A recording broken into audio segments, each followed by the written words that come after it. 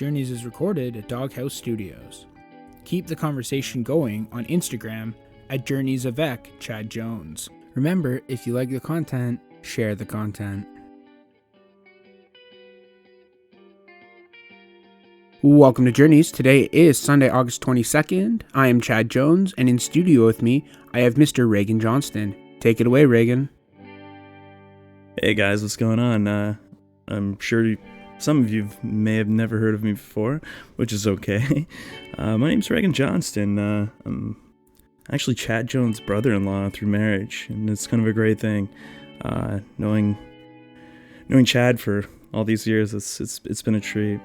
But I guess why I kind of wanted to come on this show today was to just kind of have a chat with you all and kind of talk about some new things that are happening in my life, such as being a new dad. Some people may not know, but I was a dad at one point in my life. I was in my early 20s.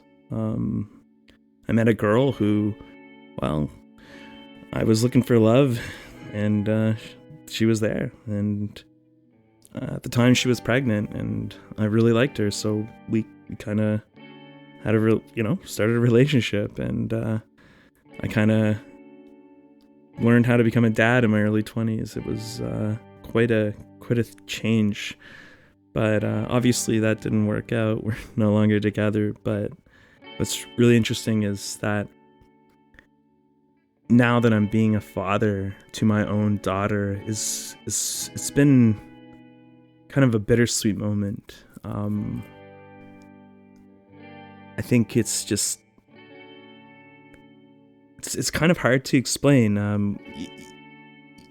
I kind of grew up in a very rough environment, unfortunately, and when you think about all the things that's happened to you and the trauma and the things that happened in your life, you kind of wonder, you're like, am I going to be that perfect parent for that child's life for 18, 20, 30, 40, until that, hopefully until that kid puts me into the ground someday.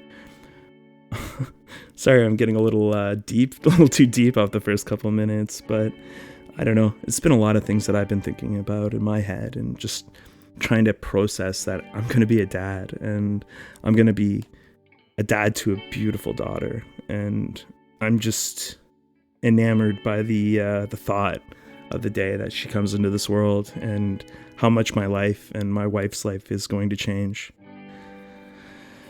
But I think at the same time I constantly kind of find myself looking for, looking at dads that I grew up with and father figures that, were there for me when I was growing up. And it really, really just kind of makes me reflect inwardly and just try to realize, I had a lot of great influences, even though my father was so sick and wasn't there. I still had a village of people who wanted to see me succeed. And I really hope that that's something that, that happens for my daughter. So I think really just trying to find a great place, a great community to live, and doing all those things that, you want to provide for a little girl in this harsh world, and trying to navigate that. I've been kind of segueing off of me being a father, but I've been dealing with a concussion here for the better part of about, 5 or 6 months, and it was really tough, mostly because it was I've never been hit like that before. I mean, I'm not gonna lie, I've been in quite a few fights as a kid and in my later adult years, and being concussed playing football and being concussed, it's so weird when you're older and you're trying to, and you never expect this concussion to happen. I was at work and I got hit with a garage door as it was coming up into the van that I worked at, and it actually knocked me out cold. And I don't know if you've ever had the feeling of being knocked out, but it is probably one of the most it's traumatic. You kind of wake up out of a blur and you're kind of just like, what happened? And I mean, I've seen people who've been knocked out who've come back and they're bawling their eyes out because they just don't, it's so traumatic. And I just remember trying to call my wife and like just being thankful that I had a cell phone that actually could like find her, because I was just so absent-minded. And yeah, it's been challenging, especially with COVID and just having, you know, the different things that have been the difficulties of COVID and trying to navigate a concussion with it as well. It's been absolutely brutal. But yeah, other than that, I mean, wow. I mean, it's so funny to be on this show because you're kind of, you're pouring yourself out into a mic. I'm not gonna lie, like I've never done this before, so it's very new, but I like it, but it's very foreign for me as well. But yeah, I'm sorry if I'm being a little boring or a little dry, but yeah, I guess other things that have been going on in my life, I guess just figuring out what you want to do in your life. I think that's one thing that a lot of us have a problem with, is we get to a certain age and we're just like, what, like, who am I? Who do I want to be? And I think as I get older, I realize, like with my father, for instance, my father always wanted a sense of belonging. And when he was sick, so sick, he held on to the things that he belonged to. And I feel as I get older, I need that sense of belonging. So I guess to kind of backtrack, it's really nice that I'm going to have a daughter here and be able to have that sense of belonging and have that feeling of somebody wanting, you know, that genuine love that a baby shows for their parents.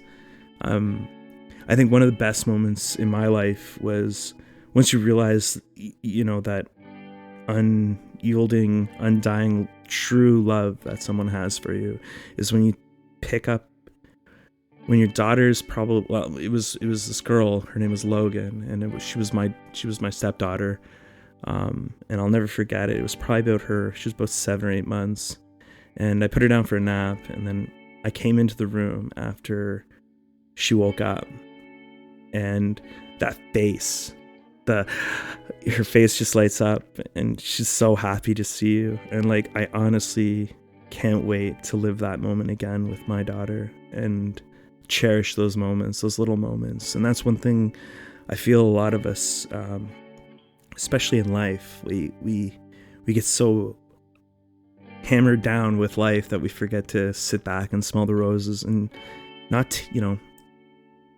take for granted what we have and what has been given to us. So yeah, I think this has been quite the journey for myself so far for the first episode, and it's I actually wrote in the book here, you'll laugh, just the way that Chris kind of does things at the start is like, just here's a minute, write what you think, your thoughts in your head, and I'm just like, I couldn't think of anything, so the last thing I wrote was arg, fuck, kill. And if you know what that is, it's actually a song by the Dayglow Abortions, and the great Canadian punk rock band that kind of opened me up in that sense that their whole music is just completely like, it's a joke. They're all about having fun, drinking, and making a complete utter joke of everything that's going on. So that's kind of who I am as a person, and as I'll probably be back on Journeys here soon, and would love to share more stories with you as I get better at doing this, because this is my first time ever. So I just really want to tell everyone on here, thank you for listening to me. Keep listening to Journeys. It's just going to get better. Have a wonderful day, everyone. And with that, we'll take a little break.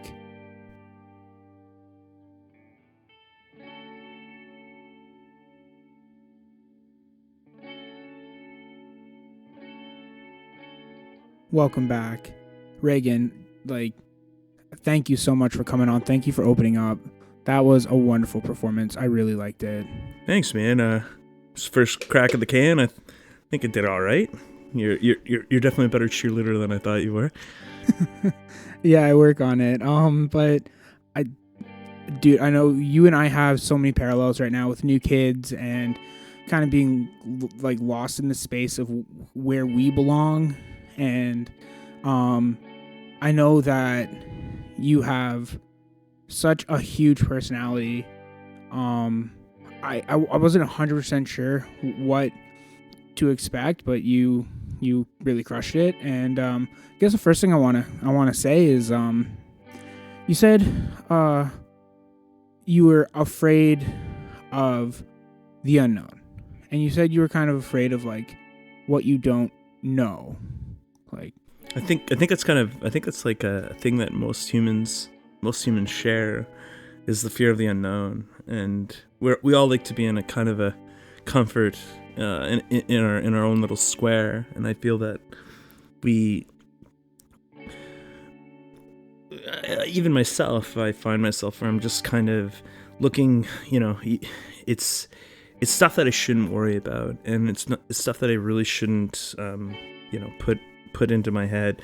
One thing I was kind of I was taught by a woman. She was a war bride from England, who I met in Grand Prairie, Alberta. Now, if you know Grand Prairie, Alberta, it's a small like settler city in Alberta. So anyways, I'm kind of taking off here, Chris. Sorry, I'll kind of keep this story quick. But she was a war bride who came from like a posh upper middle class life in England, and then met a Canadian and married him and had to move back to Canada. And she went from a posh middle class house in London to a house that had no running water, plumbing, or anything, and had to farm all the stuff through the harsh prairie winters. So she always said, don't rent out stuff in your mind you can't do anything about. So I always stick to that advice. So anyways, Chris, sorry I kind of hijacked you there for a sec. No worries, man. That's yeah, I think a lot of people have people living rent free in their heads, and it's not always the best way to live. But I guess kind of where I was guiding the question, is there any unknowns about your daughter that are kind of like at the forefront of your mind right now? I think the biggest thing that for myself that is kind of tough to stomach is that there's so many things that a child can get from hereditary or things like that. And I know with my past with my family is my father was OCD, my brother is autistic OCD, severe autism, and I worry about those things happening to her, and obviously whatever things that are, yet again, stuff that I shouldn't worry about, but it's just like those are the things that you always run through your head. Is my kid gonna have Down syndrome? Is my kid going to be autistic? Is my kid going to have something that is going to be a lifetime thing that I'm going to have to deal with? And I know that sounds maybe a little selfish, but at the same time, I grew up in a home where I was robbed from having a family because of mental health. So I know how horrible mental health and how it can just absolutely rob you from having a family, or rob you from having a childhood. And I mean, definitely other stories that I would talk about on Journeys and other episodes for sure. One thing that I just know from knowing you, and like you just said, your father had a lot of health issues, whether it was mental, physical. I mean, unfortunately, he was taken way too early. Yeah, definitely. But how do you kind of view your dad's legacy with you? Because, I mean, he had a lot of issues, but how do you kind of view him now as an adult with a kid on the way? I think with it was something I was kind of talking about earlier when in the first part of it was my father always needed a sense of belonging, and he always needed to feel a part of something. He always needed that. Oh, some wheezing from the joint I just smoked. Sorry, guys. Anyways, but sorry to get off topic there, but my father really needed a sense of belonging. I think it was because he only had a grade 8 education, and he did the impossible for someone with, so many things behind him. He had 2 beautiful kids. I know I'm a little biased about myself, and a wonderful wife who stuck with him through thick and thin. And I'm just blessed that I have a wife that I believe has the same strength at everything as well. So I think, anyways, I'm rambling on. I think this is the marijuana talking, but honestly, as I've gotten older, I watch and I look and I reflect on my father. I see that he was just a man who wanted to belong and have friends and always be appreciated for who he was. And he was always a guy who, he was a very selfless person. He'd give the shirt off his back just for you to have a better day. And I try to be that way too, and sometimes it's to my detriment. I'm curious. I know your brother. I know I met your mom. Unfortunately, I did actually not meet your father. But what was it like being a kid in a household that had just kind of this fracture with, again, a lot of the issues that you grew up with? Or was it normal for you? Was that like a normal, was life kind of normal? You had just gotten used to it? When you were my age, I'd say you always longed for the movie family, the mom and dad, brother and sister, all sitting around the table. Oh, how was dinner, dear? Or how was your day, dear? How was your day, son? Yeah, like that was never a thing with our family. And when we did sit at the table, it was almost uncomfortable because it was just my mom and I for so many years. So whenever my brother and father were good enough to be home and could sit down and have dinner with us, it was foreign for me growing up. That's crazy, man. Another thing that has been a more recent thing for you has been this concussion. I feel like it's taken so much away, and I don't know, it's like you were at another level, and then like something took a chip off you, I guess, afterwards. How do you view your concussion right now? Yeah, this concussion's been hard on me, mind, body, and soul. I guess as you get older, you realize that you don't bounce back like you do when you're younger. When you get rocked by something, and you kind of just come through with it, and you're fine. I definitely felt my I'm not so immortal is when I had my appendix taken out. That definitely took a lot out of me.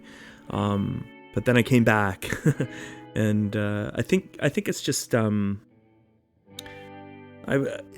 kind of had this conversation with my psychiatrist, and it was just ever since I've moved here, how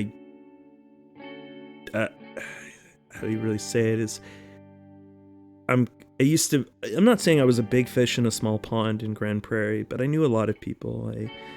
I took care of a lot of people. I did a lot of things for that community, and I really thrived up there. And then I moved to the Greater Toronto area, and then I'm now a small fish in a massive pond, and I'm just a nobody again. And at the start when I moved here, I mean, I still had that like small town prairie, small city prairie kid mentality. But I guess the city kind of changes you after living here for so many years. I'm not saying I'm better or I'm worse, but I definitely feel a little robbed. Definitely. I definitely need to work on some stuff and get better. I just don't feel like I'm mentally where I was. Definitely. I mean, we are a little bit short for time, but I just kind of want, I don't know, how was kind of walking through your journey today? How do you feel now that you've kind of spoken out loud? obviously it feels better. I feel like that if you can talk about, difficult subjects that you're not really like comfortable talking about and willing to sit and have a mic and kind of dole it all out there. I just feel that like I feel better now. I really do. Recommend this to anybody. Like, it's therapy. No matter who you are or how strong you are, you need therapy. And if it's a podcast, if it's a typing, if it's anything like that, or writing it out, do it. It's good for the soul, the heart and the soul. Well said. For Sunday, August 22nd, this has been Journeys. I'm Chad Jones, and I will talk to you on another time.